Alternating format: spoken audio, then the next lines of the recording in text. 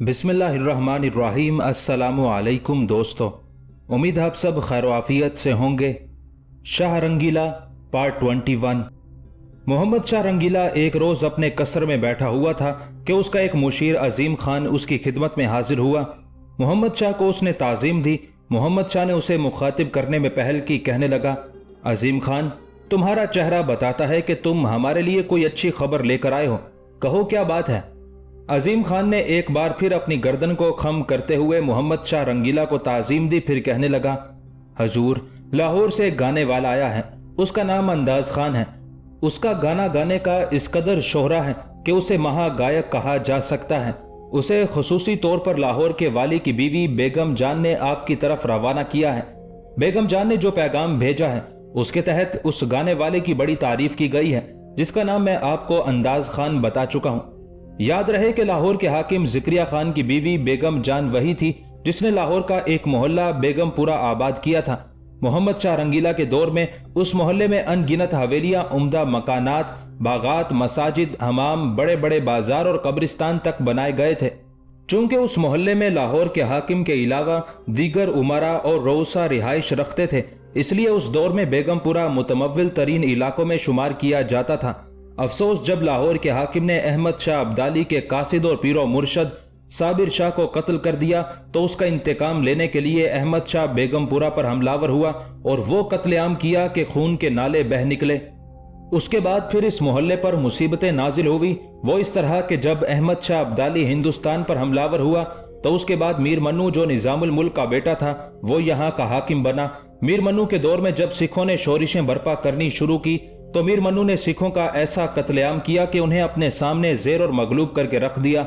इस बिना पर सिख भी इस मोहल्ले से नफरत करते थे। चुनाचे रंजीत सिंह के दौर में बची कुची कसर निकालकर इस मोहल्ले को तबाह बर्बाद कर दिया गया। रंजीत सिंह ने बागबानपुरा के ज़रात पेशा लोगों को यहाँ कुएं खोदकर ज़रात करने का हुक्म दिया। उसके बाद रंजीत सिंह ने यह इलाका जागीर के तौर पर संसार चंद को अता कर दिया। उसके बाद यह इलाका लहना सिंह ने खरीद लिया। बहरहाल, सिखों के दौर में बेगमपुरा और उसके अलावा कुछ दूसरे मोहल्ले जो जिंदगी से भरपूर थे, सिखों की शिकस्त और रेख्त की वजह से उजाड़ कर रख दिए गए। बचे कुचे लोगों ने बची कुची हवेलियों और इमारतों में कयाम करके इर्द गिर्द की जमीन को आबाद करके गुजर बसर करनी शुरू की। चुनाचे जब अंग्रेजों का दौर आया तो उनके दौर से लेकर कयाम पाकिस्तान तक कदीम शहर से बाहर सुल्तानपुरा, चाह मीरा, बादामी बाग, शाद बाग, कोट ख्वाजा सईद, बागबानपुरा, मुगलपुरा और दारोगा वाला तक सब बस्तियां सिर्फ देहात थी। इचरा, मोजंग के साथ नवाकोट, हंजरवाल और ठोकर न्याज बेग दूर अफ्तादा गांवों और मवाजियात समझे जाते थे। उनके दरमियान वीराने और जंगल थे। बहरहाल, पाकिस्तान बनने के बाद भी इन इलाकों में कहीं ना कहीं कदीम इमारतों के निशानात बाकी रह गए थे। अजीम खान के उस इंकशाफ पर मोहम्मद शाह रंगीला मुस्कुराया और उसे मुखातिब करके कहने लगा, मुझे पहले ही अंदाजा हो गया था कि तुम एक अच्छी खबर लेकर आए हो, लिहाजा ऐसा करो, कल मेहताब बाग में महफिल ऐशो इशरत के इनेकाद का बंदोबस्त करो। सब उमरा, रऊसा और जानने वाले वहां जमा हो जाएं। लाहौर से आने वाले गवैये अंदाज खान को भी वहां पेश करो और उसके साथ अपनी गाने वाली चंद रूप को भी दावत देना। हम चाहेंगे कि कल मैं ही नहीं, सारे उमरा, वुज़रा और सल्तनत के अमायदीन दोनों के गानों से लुत्फ अंदोज हों। मोहम्मद शाह रंगीला की उस गुफ्तगू से अजीम खान खुश हो गया था। अपने आप को झुकाते हुए उसने फिर ताज़ीम दी और मोहम्मद शाह रंगीला के पास से हटकर वो चला गया था। अगले रोज मोहम्मद शाह के हुक्म पर मेहताब बाग में राग और रंग, ऐशो इशरत की महफिल सजाई गई। रात का समा था, हर कोई कड़वा पानी पीने में मसरूफ था। उस मौके पर अजीम खान मोहम्मद शाह के हुक्म पर लाहौर से आने वाले मुगन्नी अंदाज खान और मोहम्मद शाह के दरबार की मुगन्निया चंद रूप को लेकर आया। पहले अंदाज खान का सबसे तारुफ करवाया गया। उससे मिलकर मोहम्मद शाह बड़ा खुश हुआ। चंद रूप की तरफ देखते हुए कहने लगा, चंद रूप, पहले तुम गाओ, क्या गाती हो? आज कोई नई चीज सुनाना। इसके बाद लाहौर से आने वाले इस मुगन्नी अंदाज खान को सुनेंगे। मोहम्मद शाह जब खामोश हुआ तब उसकी तरफ गौर से देखते हुए अंदाज खान कहने लगा, हजूर, बुरा ना मानिएगा, मेरा और चंद्रूप का मामला कहीं दमिश्क की हसीना बरके उफक और सईद का सना हो जाए, डरता हूं अगर ऐसा हुआ तो। अंदाज खान खामोश हो गया, इसलिए कि बीच में उसकी तरफ गौर से देखते हुए मोहम्मद शाह बोल उठा था, ये सईद कौन था? ये बरके उफक नाम की हसीना कौन थी? इसकी तफसील तो हम तुमसे बाद में सुनेंगे। पहले कुछ सुनाओ, क्या सुनाते हो? चंद्रूप, आज तुम रहने दो, आज इसी मेहमान से हम सुनेंगे। चंद्रूप ने बुरा सा मुंह बनाया और अंदाज खान की तरफ देखने लगी थी। अंदाज खान ने उसकी तरफ ध्यान नहीं दिया था। फिर मोहम्मद शाह उसे मुखातिब करके कहने लगा, अंदाज खान, मैं देखता हूं चंद्रूप के साथ उसके साजिंदे बैठे हुए हैं, जबकि तुम्हारे साथ कुछ भी नहीं है। कैसे गाओगे? अंदाज खान मुस्कुराया और कहने लगा, हजूर, मैं बगैर संगत के ही गाता हूं, सारंगी बजाता हूं, यही मेरा साज और मेरे दिल की तर्जुमानी है। मोहम्मद शाह मुस्कुरा दिया, कहने लगा, अच्छा शुरू करो, देखते हैं तुम क्या सुनाते हो। आखिर अंदाज खान ने अपनी खूबसूरत सारंगी संभाली। निचला हिस्सा गोद में, ऊपर वाला हिस्सा कंधे पर रखा। सारंगी के साथ बेशुमार तारें थी और उसकी दस्ती के साथ भी अनगिनत तारें थी। फिर दस्ती के दाएं तरफ कुछ घुंघरू बंधे हुए थे। इसके अलावा अंदाज खान की बाएं हाथ की 2 उंगलियों के साथ भी घुंघरू बंधे हुए थे। पहले अंदाज खान ने सारंगी बजानी शुरू की। सारंगी बजाते हुए सारंगी की दस्ती के साथ जो घुंघरू बंधे हुए थे उन्हें ऊपर नीचे करते हुए इस अंदाज में अंदाज खान सारंगी बजा रहा था कि उन घुंघरुओं से ऐसा महसूस होने लगता था जैसे उसके साथ कई दफे और ढोलक बज उठे हों। और फिर कभी कभी बाएं हाथ की 2 उंगलियों के साथ उसने जो घुंघरू बांध रखे थे उनके साथ भी वो सारंगी के एक मखसूस हिस्से को छेड़ता, जिसकी वजह से घुंघरू सारंगी के साथ मिलकर अजीब सी दिलसोज आवाज निकालते थे। कुछ देर तक अंदाज खान उसी अंदाज में सारंगी बजाता रहा। उसके उस अंदाज को मोहम्मद शाह, उसके मुशीरों और वहां जिस कदर हल्के में लोग बैठे हुए थे सब ने पसंद किया। फिर अंदाज खान ने गाना शुरू किया। जो कुछ उसने गाया उसका लुब्बे लुबाब, उसका मतलब और मकसद कुछ इस तरह था, अपने ही डसते रहते हैं ओहाम की सूरत, कभी इबहाम की सूरत, कभी सरसाम की सूरत, मिलते रहे लोग हमें दर्द की मुसाफतों में, कभी इल्जाम की सूरत, कभी समसाम की सूरत, काटी है हमने जीस्त बेजारियों के दश्त में, कभी गुमनाम की सूरत, कभी बदनाम की सूरत, वफा देते हैं दोस्त भी जरूरतों के हिसार में, कभी सरेआम की सूरत, कभी बेनाम की सूरत, बिकते रहते हैं दर बदर तलाशे माश में, कभी तहे दाम की सूरत, कभी बेदाम की सूरत, उठती है खलिश एक मेहरबान के जाने के बाद, कभी आराम की सूरत, कभी कोहराम की सूरत। मोहम्मद शाह और उसके मुसाहिबों को अंदाज खान का अंदाज और उसका लबो लहजा और बोल बहुत पसंद आए थे। कुछ देर तक बड़े खुशकुन अंदाज में बैठा मोहम्मद शाह उसकी तारीफ करता रहा। फिर कहने लगा, अंदाज खान, तूने एक तरह से अपने गाने में हमारे खानदान से बेवफाई करने वालों की दास्तान बयान कर दी है। अभी हम तुमसे बहुत कुछ सुनेंगे। चंद्रूप भी गाएगी, लेकिन पहले तुम सईद और दमिश्क की लड़की बरके उफक की दास्तान सुनाओ, जिनकी तरफ इशारा तुमने गाने से पहले किया था। जवाब में अंदाज खान ने गला साफ किया। फिर कहने लगा, हजूर, मक्का में अबू उस्मान सईद नाम का एक हबशी गुलाम था। ताल्लुक उसका बनी नौफल से था। वो मक्का ही में पैदा हुआ, मक्का ही में तरबियत पाई। उसको बचपन से गाने की धुन थी। चुनाचे उमवी खलीफा अब्दुल मलिक बिन मरवान के दौर में नए अंदाज में खाना काबा की तामीर का काम शुरू किया गया, तो तामीर के उस काम में कुछ ईरानी मजदूर भी शामिल थे। वो काम करते हुए गाते और गुनगुनाते भी थे। चुनाचे तामीर खाना काबा के जमाने में यही अबू उस्मान सईद ईरानी मजदूरों के राग सुना करता था और अपनी जहानत से उन्हें अरबी रागों में मुंतकिल करता था। एक दिन सईद बड़े खुशकुन अंदाज में किसी अरब शायर का गाना गा रहा था कि उसके आका ने यह राग सुनकर उसे बुलाया और दोबारा वही गाना गाने की फरमाइश की। जब सुन चुका तो बेहद खुश हुआ और अबू उस्मान सईद को गुलामी से आजाद कर दिया। यहां तक कहने के बाद अंदाज खान रुका, कुछ सोचा, फिर अपनी बात को आगे बढ़ाते हुए वो कह रहा था, आजादी के बाद सईद शाम चला गया और रोमन मुगन्नियों का शागिर्द हुआ। फिर शाम से इराक और फारस चला गया। उन ममालिक में भी मौसीकी की अमली तालीम हासिल की और खुद ऊद बजाना सीखा। तकमील फन के बाद मक्का वापस गया और रोमनों और ईरानियों की मौसीकी में जो गलतियां थी उनकी इस्लाह की और गैर ममालिक के नगमात को अपने गले में उतारा और दिन रात मश्क करता रहा। चुनाचे सईद की ये रागनियां मकबूल हुई। अब सईद के मकान पर नौजवानों के झमघट्टे रहने लगे। मक्का के आमिल को जब खबर हुई कि सईद के यहाँ मौसीकी की तालीम पाने वालों का हजूम रहने लगा है, तब उसने दरबार खिलाफत में सईद की शिकायत की कि सईद जवानों के अखलाक बिगाड़ रहा है।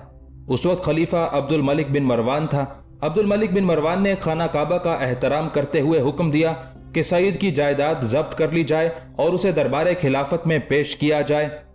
मक्का के हाकिम ने हुक्म की तामील की, सईद की सारी जायदाद जब्त कर ली गई और सईद को तबाही और बर्बादी की हालत में दमिश्क भेज दिया गया। वहां सईद एक कुरैशी सरदार का मेहमान हुआ और इत्तेफाक से उसी दिन कुरैशी के हमरा एक दावत पर गया। उस दावत की मेजबान एक इंतहाई खूबसूरत और परी जमाल मुगन्निया बरके उफक थी। सईद क्योंकि हबशी था, स्याह फाम था, लोग उसे शक्लो सूरत से यही ख्याल करते थे कि वो गुलाम है, लिहाजा वह उस महफिल में गोशे में सबसे अलग जाकर बैठ गया। उसी जगह उसने खाना खाया। कुछ देर के बाद गाना शुरू हुआ। पहले बरके उफक की 2 कनीजों ने अपना कमाल दिखाया। जब वो गा चुकी तो बरके उफक तख्त पर आ बैठी। दम लेने के लिए अंदाज खान रुका, फिर किस्से को आगे बढ़ा रहा था। हजूर, इससे आगे यूं हुआ कि बरके उफक की खुश जमाली से सईद की आंखें खीरा हो गई और बुलंद आवाज से बर्क के हुस्न और उसके जमाल की तारीफ भी की। उस मौके पर उसकी खूबसूरती पर एक बरजस्ता शेर भी पढ़ा जिसका खुलासा कुछ इस तरह था। मैंने कहा, ये आफताब हैं या कलीसा के चराग हैं जो पसे पर्दा नजर आ गए हैं, क्या मैं ख्वाब देख रहा हूं? ये शेर सुनते ही बरके उफक चमक कर बोली, साहिबो, मेरे हुस्न की मद्दाही के लिए क्या ये स्याह फाम हबशी गुलाम ही रह गया था? सच तो यह है क्या मेरा घर शरीफों के लायक नहीं रहा? और हाथ में पकड़ा हुआ ऊद पटक कर उठ खड़ी हुई। उस मौके पर हाजरीन महफिल को भी सईद की ये शोखी नागवार महसूस हुई और उसे खामोश रहने की हिदायत की गई। साथ ही बरके उफक से भी उन्होंने इल्तिमास की कि वो गाना शुरू करे। अंदाज खान फिर रुका और मोहम्मद शाह रंगीला की तरफ देखते हुए कहने लगा, हजूर, इस मौके पर मैं ये भी कहता चलूं कि गायबाना तौर पर बरके उफक नाम की वो हसीना सईद से वाकिफ थी। उसे गाने वालों का उस्ताद और एक अच्छा शायर ख्याल करती थी और गायबाना तौर पर सईद मौसीकी के लिहाज से पहले ही बरके उफक के हवास पर छाया हुआ था। बहरहाल हाजरीन महफिल के कहने पर बरके उफक ने बड़े नाज नखरे के बाद फिर गाना शुरू कर दिया। 2-4 शेर गाए थे कि हाजरीन मजलिस दम बाखुद हो गए। उस मौके पर सईद से भी ना रहा गया। उसने भी तारीफ की कि वाह बीबी, क्या खूब गा रही हो। इस बार उसके उस जुमले पर बरके उफक ने तहम्मुल से काम लिया, फिर साज छेड़ा। थोड़ी देर तक गाती रही और सईद चुपचाप बैठा सुनता रहा। चूंकि बरके उफक कोई रागनी गलत गा रही थी, लिहाजा सईद ज्यादा देर तक बर्दाश्त ना कर सका। एकदम उठ खड़ा हुआ और इंतहाई गुस्से और गजब नाकी में सब लोगों के सामने दमिश्क की हसीना बरके उफक को मुखातिब करके कहने लगा, ओ हरामजादी, तू गलत गा रही है। इस राग को इस तरह नहीं बल्कि यूं गाते हैं। उसके बाद सईद खुद शहनशीन पर चढ़ गया और जो रागनी बरके उफक गा रही थी उसे सही तरह से गाकर सुनाया। सईद के गाने के अंदाज और उसकी आवाज को जब बरके उफक ने सुना तो हैरत का इजहार करते हुए कहने लगी, खुदा की कसम, ये उस्ताद अबू उस्मान सईद के अलावा कोई और हो ही नहीं सकता। जब वहां के लोगों और महफिल में मौजूद सारे तमाशाइयों को खबर हुई कि स्याह रंग का वो शख्स जिसे शुरू में बरके उफक ने बुरी तरह झिड़क दिया था वो तो अरब की सरजमीनों का माना हुआ गाने वाला सईद है, तो वहां मौजूद लोगों ने उसकी इज्जत अफजाई की, उसे अपने बराबर बिठाया और माजरत की। उसके बाद लोगों के पूछने पर सईद ने अपना हाल सुनाया। इस तरह वो जलसा बर्खास्त हो गया। कुछ दिनों के बाद कुरैशी सरदार जिसके पास सईद ने मेहमान के तौर पर कयाम किया हुआ था वो अब्दुल मलिक खलीफा से मिलने के लिए गया और अबू उस्मान सईद भी उसके हमरा हो लिया। जब वो कुरैशी सरदार अब्दुल मलिक से मिलने के लिए उसके कमरे में गया तो सईद कसरे शाही के बाहर एक खिड़की के नीचे बैठ गया और कुरैशी सरदार से कहा कि मैं अपना तारुफ अमीरुल मोमिनीन से खुद ही करा लूंगा। उसके उन अल्फाज के जवाब में कुरैशी सरदार तो अंदर जाकर अब्दुल मलिक बिन मरवान के पास जाकर बैठ गया, जबकि सईद ने कसर से बाहर खिड़की के पास बैठकर अपनी खुश नवाई में हुदी गाना शुरू की। खलीफा अरब था। उसने जब अपने देश का राग दमिश्क में सुना तो चौंक उठा। हुदी एक तरह से अरबों की कमजोरी थी, लिहाजा कुरैशी सरदार को मुखातिब करते हुए अब्दुल मलिक ने पूछा, ये कौन है जो इस अंदाज में हुदी गाता है? तब कुरैशी सरदार ने अब्दुल मलिक से सईद का जिक्र किया। सईद का सुनकर अब्दुल मलिक ने सईद को दरबार में बुलाया। वहां उसने अमीरुल मोमिनीन के सामने 2-3 राग सुनाए। जब गाना हो चुका तो अब्दुल मलिक ने हाल पूछा। सईद ने अपनी दास्ताने गम सुनाई। इस पर अब्दुल मलिक ने उसकी जायदाद की वागुजारी का हुक्म दिया और इनामो इकराम देकर रुखसत कर दिया। सईद ने मक्का पहुंचकर फिर तालीम जारी की। उसके शागिर्दों में इजाफा होता चला गया। उस सईद और उसके शागिर्दों ने अरब की जदीद मौसीकी को एक मुस्तकिल फन बना दिया। अगरचे अहदे बनु उमैया में चंद मुगन्नी मशहूर हो चुके थे, लेकिन अहदे अब्बासिया में इब्राहिम मौसली और इसहाक मौसली वगैरह ने हकीकतन फन मौसीकी को पाया तकमील तक पहुंचा दिया था। यहां तक कहने के बाद अंदाज खान रुका, फिर मोहम्मद शाह की तरफ देखते हुए कहने लगा, हजूर, ये है सईद और बरके उफक की दास्तान। अपने साथ साथ इस खूबसूरत चंद रूप को देखते हुए मुझे उनके हालात याद आ गए, तो मैंने सोचा कि कहीं हम दोनों का मामला भी सईद और बरके उफक जैसा ना हो जाए। इसी बिना पर मैंने गाना गाने से पहले उनके मुतालिक जुमला अदा किया था। अंदाज खान जब यह किस्सा सुना चुका, तब मोहम्मद शाह का मुशीर अजीम खान मोहम्मद शाह के करीब आया, राजदारी से उससे कुछ कहने की इजाजत तलब की, जिस पर हाथ के इशारे से अजीम खान को मोहम्मद शाह ने करीब आने के लिए कहा।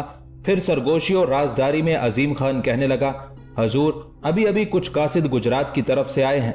निजामुल मुल्क के मुकाबले में जोधपुर के राजा अजीत सिंह को बदतरीन शिकस्त का सामना करना पड़ा है। उसके लश्कर की अक्सरियत को मौत के घाट उतार दिया गया है और शिकस्त खोरदा अजीत सिंह बचे कुचे लश्कर के साथ दिल्ली का रुख कर रहा है। अजीम खान रुका, कुछ सोचा, फिर कहने लगा, हजूर, इस मौके पर मैं ये बुरी खबर कहना तो नहीं चाहता था, पर मजबूरी थी, इस बिना पर कहना पड़ी। अजीम खान के उन अल्फाज के जवाब में मोहम्मद शाह मुस्कुराया, फिर बड़ी राजदारी में उसे कहने लगा, अजीम खान, ये बुरी खबर नहीं है, बल्कि ये तो बहुत अच्छी खबर है। अजीम खान चौंका, कहने लगा, हजूर, अजीत सिंह को बदतरीन शिकस्त हुई है और आप कहते हैं ये एक अच्छी खबर है। इस शिकस्त से निजामुल मुल्क के इरादे, उसके वल्वले मजीद मुस्तहकम हो जाएंगे। वो अपनी कुव्वत में मजीद इजाफा करेगा। इस तरह उसके ताकत पकड़ने से क्या दिल्ली के तख्तो ताज से उसको कोई खतरा नहीं है। मोहम्मद शाह ने कुछ सोचा, फिर कहने लगा, अजीम खान, तुम भी सीधे सादे आदमी हो। तख्तो ताज को खतरा अजीत सिंह और दिल्ली में बैठे हुए नाकारा किस्म के सालारों और अमीरों से है, निजामुल मुल्क से नहीं। दक्कन में अगर निजामुल मुल्क ताकत और कुव्वत पकड़ता है तो उसके ऐसा करने से मेरी ताकत और कुव्वत में इजाफा होगा। अजीम खान, एक बात अपने जहन में बिठा रखना, अमीन खान और उसके बाद उसका भतीजा निजामुल मुल्क ऐसे लोग हैं जो अपने आप से बेवफाई कर सकते हैं, पर मेरे साथ और मेरे खानदान से बेवफाई नहीं करेंगे। इन लोगों के खून में हमारे लिए जान निसारी और वफादारी के सिवा कुछ नहीं है। अजीत सिंह को अगर निजामुल मुल्क के मुकाबले में बदतरीन शिकस्त का सामना करना पड़ा है तो ये मेरी उम्मीदों के खिलाफ नहीं हुआ। मुझे यही उम्मीद थी कि निजामुल मुल्क छोटा लश्कर रखने के बावजूद भी अजीत सिंह जैसे सालार को खंगाल कर रख देगा। अजीम खान, दक्कन के इलाके में अगर निजामुल मुल्क ताकत और कुव्वत पकड़ता है तो उसकी ये ताकत और कुव्वत हमारे हक में है, इसलिए कि दक्कन में अगर मरहटों की बढ़ती हुई ताकत और कुव्वत और उनकी तबाही और बर्बादी के सैलाब को कोई रोक सकता है तो वो निजामुल मुल्क और उसके बेटे हैं। इसके अलावा कोई मरहटों की राह नहीं रोक सकता। मोहम्मद शाह रुका, कुछ सोचा, फिर अजीम खान की तरफ देखते हुए वो दोबारा कह रहा था, अजीम खान, गाने की ये महफिल रात गए तक जारी रहेगी। कल जब मैं बेदार हूं तो सबसे पहले एक काम करना चाहता हूं, तुम मुझे उसकी याद दहानी करवाओगे। कल 2 कासिद तैयार किए जाएंगे, उनके हाथ में एक तहरीर निजामुल मुल्क की तरफ रवाना करना चाहता हूं। उस तहरीर में मैं निजामुल मुल्क से कहूंगा कि वो अपने बेटे गाजिउल मुल्क को सूबा गुजरात का हाकिम मुकर्रर कर दे और उसके जिम्मे यह काम लगा दे कि वहां कयाम के दौरान अपनी अस्करी कुव्वत में इजाफा करे और जब कभी भी मरहट्टे सर उठाने की कोशिश करें उन पर चढ़ दौड़े, और अगर मरहट्टे गाजिउल मुल्क के खिलाफ ज्यादा ताकत और कुव्वत पकड़ जाएं तो फिर निजामुल मुल्क खुद भी और उसका शेरदिल बेटा मीर मन्नू दोनों गाजिउल मुल्क की मदद करते हुए मरहट्टों पर छाने की कोशिश करें। बहरहाल मौसीकी की वो महफिल रात गए तक जारी रही। अगले रोज अजीम खान के कहने पर मोहम्मद शाह ने निजामुल मुल्क के बेटे गाजिउल मुल्क को सूबा गुजरात का वाली मुकर्रर कर दिया था और मरहट्टों से निमटने के लिए उसे हिदायत भी कर दी थी। यह भी याद रहे कि यह अजीमुल्लाह खान जो मोहम्मद शाह रंगीला के मुशीर की हैसियत से काम कर रहा था, यह कभी मालवा का हाकिम भी रहा था, लेकिन बुनियादी तौर पर साजिशी शख्स था और अपनी साजिशों में नाकामी के बाद यह दिल्ली से भागकर लाहौर के हाकिम जिक्रिया खान के पास जाकर कयाम पजीर हो गया था। मगर जिक्रिया खान ने इसे गिरफ्तार करके मोहम्मद शाह के हवाले कर दिया।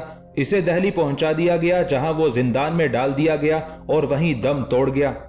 हैदराबाद में गोहरारा और माहुल मुल्क दोनों इकट्ठी बैठी किसी मौजू पर गुफ्तगू कर रही थी। जिस कमरे में वो बैठी हुई थी वो गोहरारा की ख्वाबगाह थी। अचानक दोनों चौंक पड़ी। कमरों के सामने जो बरामदा नुमा लंबी राहदारी बनी हुई थी वहां उन्हें करा खातून की आवाज सुनाई दी थी।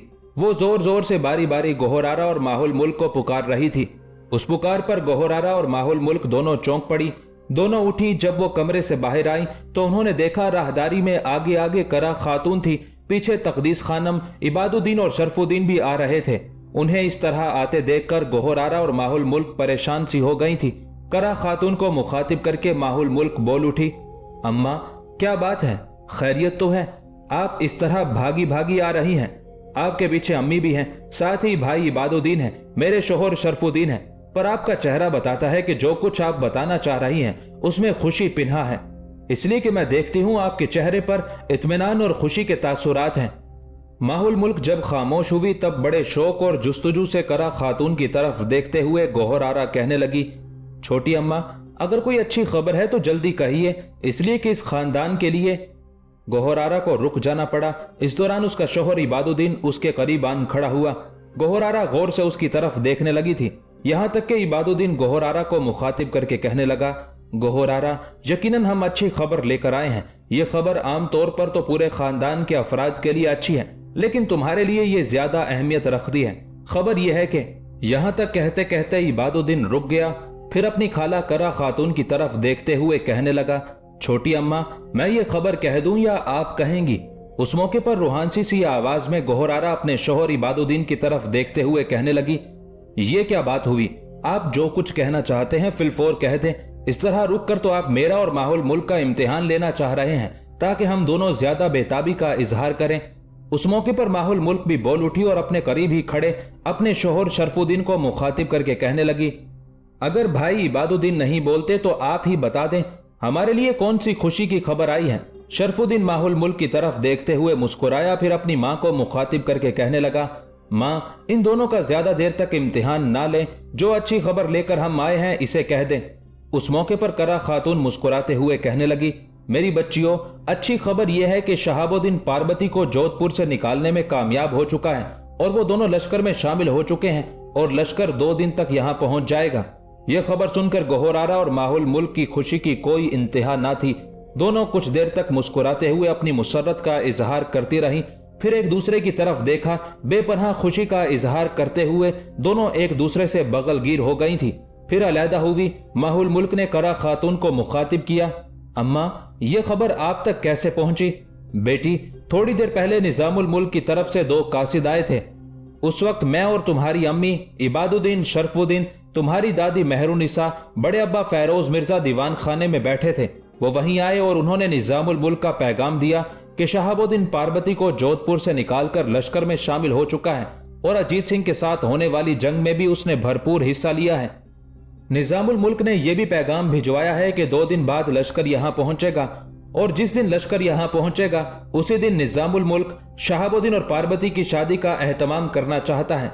इस बिना पर उसने पहले पैगाम भेज दिया है कि उसकी आमद से पहले पहले शादी की सारी तैयारियां मुकम्मल कर ली जाएं।